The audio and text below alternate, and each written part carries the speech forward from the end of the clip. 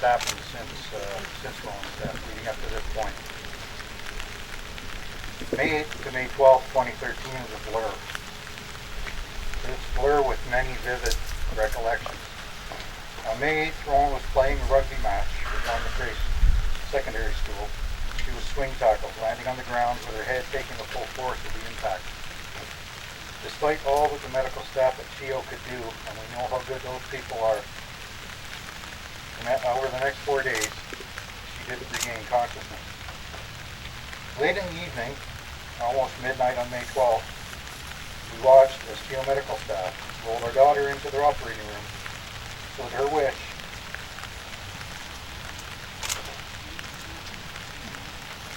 to have her organs harvested for donation would be fulfilled. As a family, we discussed organ donation, but as parents, we never imagined it in the context of our children. Walking out of the hospital that night, the realization hits that our lives will never be the same. A huge part of what and who we are as people and a family is now gone. So what do we do now? Early morning, Monday, May 18th, we were wakened by the phone. It was truly a different way. Calling to let us know that all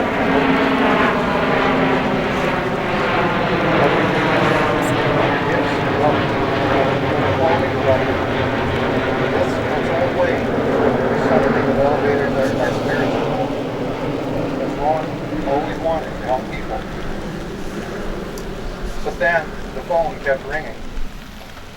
The media wanting to talk to us, wanting to talk about Rowan, wanting to talk about her story. This was a surprise for Kathleen and I, as we did not know that the school board at that time had released a news release about her death. So we had a decision to make. Were we going to hide away from the media, huddle away in our grief, or were we going to talk and tell Rowan's story? Relatively quickly, the decision was made. We would tell her story, as this may allow her in another way to help people through us. We also felt that that approach could be therapeutic for ourselves, as we would have a positive thing to focus on out of the tragedy. Over the next few weeks and months, there were many interviews, many articles, many speaking engagements. We emphasized in those that our message was on raising awareness around concussion and the benefit of organ donation. We were contacted by Boston University Medical Center for traumatic encephalopathy. Those are the guys that are doing the work on Derek Bugard and the NFL football players. They wanted Rowan's brain to study, to see what was going on, to add to their body of knowledge. All things that would potentially be of benefit, we were compelled to say yes to. As time passed, I received a call from Coroner's Office in Ottawa. We received a request from Dr. Charles Tatter, a world-renowned neuroscientist in Toronto, to have an inquest into Rowan's death. They wanted our thoughts on his request. So I called Dr. Tatter to gain his understanding, what were his motivations. He wanted to learn as much as possible about the events surrounding Rowan's death and to do what could be done to prevent another such tragedy. We fully supported his request. This was not to be a criminal inquest. It was known as a discretionary inquest. And therefore, it was not on a need-to-do basis, but whether to go forward with it would be decided as time permitted. In August of 2014, we were informed that the request had been accepted and the inquest would take place in the spring of 2015. While we welcomed the news that the inquest would be happening, it also brought with it trepidation. There were still, after almost 2 years, parts of the events that we had very little or no knowledge of. And we were going to have to relive things all over again, with those new details added to the story.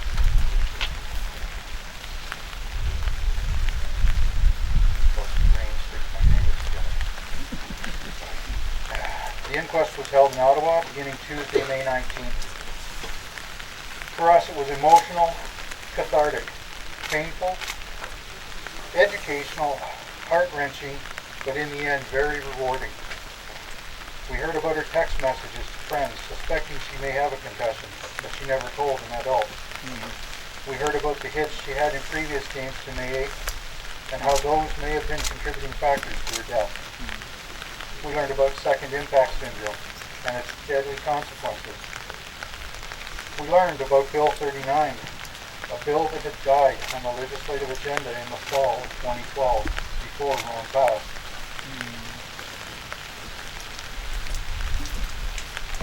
And how it was to address the issue of concussions and education regarding proper medical treatment, return to play, and return to learn and raising awareness.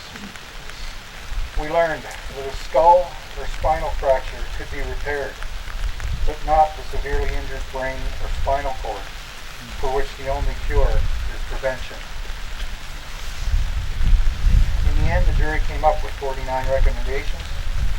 The first recommendation was for the Ontario government to adopt Rowan's Law, an act governing all youth sport, both school-based and non-school-based.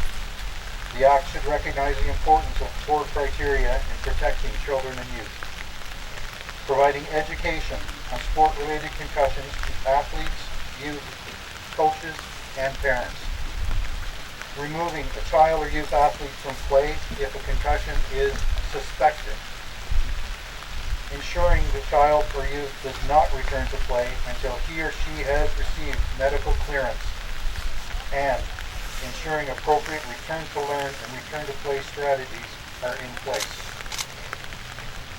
Since the recommendations were released, we've been working with our MPP, Lisa MacLeod, to have a bill, Rowan's Law, prepared for introduction in the Ontario legislature when it reconvenes this fall. The support from the Barrhaven community has been amazing. For those of us who live here, this is not unusual.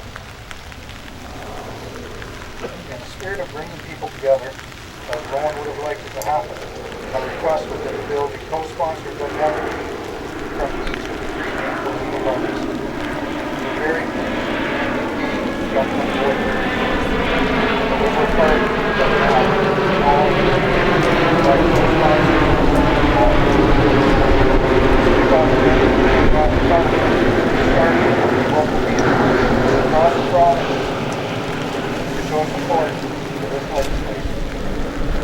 Thank you very much, and I hope this becomes reality.